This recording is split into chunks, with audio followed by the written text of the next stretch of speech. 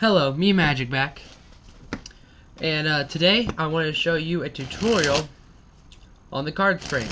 Now this is a flourish that basically, if you deal with cards at all, it's kind of fun and important in some way. So if you ever want to become a magician or anything like that, poker dealer, magician, anybody that has to do with cards, this flourish is a necessity almost.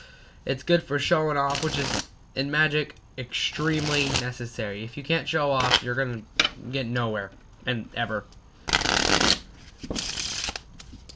Now another reason this would be good is for like if you ever play cards with family or stuff like that, or you're a big card player, it looks very impressive. And especially if you're like a guy that has like a, let's say your girlfriend's dad asks you, hey, you wanna come play cards? And they ask you to deal.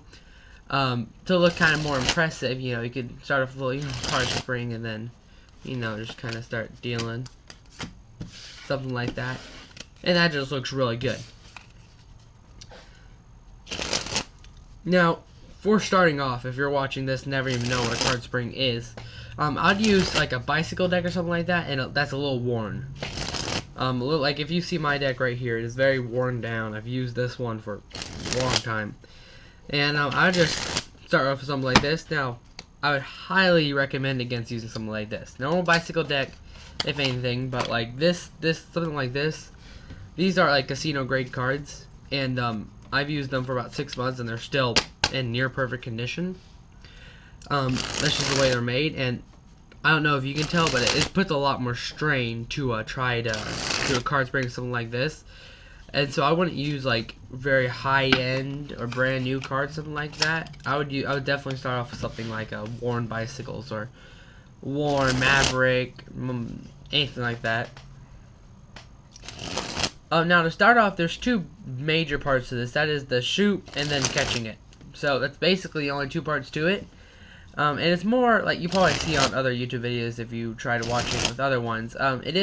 You'll get used to it. I'm not saying it's kind of a muscle memory thing as you get used to it. Like I can do this without thinking. I don't have to concentrate on anything, but that definitely takes it took me a week or two to get it down, and then probably a month after doing it, performing with it, for it to come full on muscle memory for me. But basically, we're gonna start with the shoot and then we'll do the catch. So basically, for the shoot, you're gonna hold it. Some people do it like this, but I hate that. So you're gonna hold it in the corner. So the only fingers you're really using are these two and maybe these three. But I use these two over here in this top corner, wherever feels comfortable. But I put one finger on this side, one finger on this side, and sometimes one finger up here. And then your thumb is gonna go down here and right here. Now your thumb's the one doing all the work. When your thumb does it, if you watch, so I'm gonna hold it up here, hold it down here. Your thumb's the center of your thumb right here. This pad. That's going to go in this bottom corner, maybe even down here, wherever it feels comfortable for you. And then if you see my thumb, it's literally just going like this. It's just releasing the pressure. So it's going to bend in. You want to just practice doing this. Bending it, not like this. It's if you just do this and don't release the pressure, and you just push in, it does it bad. So you're going to just bend in a little, and then just release the pressure. Bend, release. You're just going to release in kind of this motion, very slow. It makes it look very good. Like that. That's going to take a little bit to get used to, but now we got to worry about the catching it actually.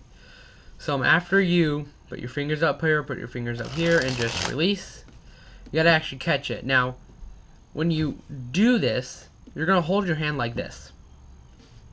Kind of like this. You have three fingers right here. Your pinky's going to be right here to catch it, and your thumb's going to be right here. And you're going to have it kind of like this. Kind of like at this angle. Straight. Wrist straight with your arm.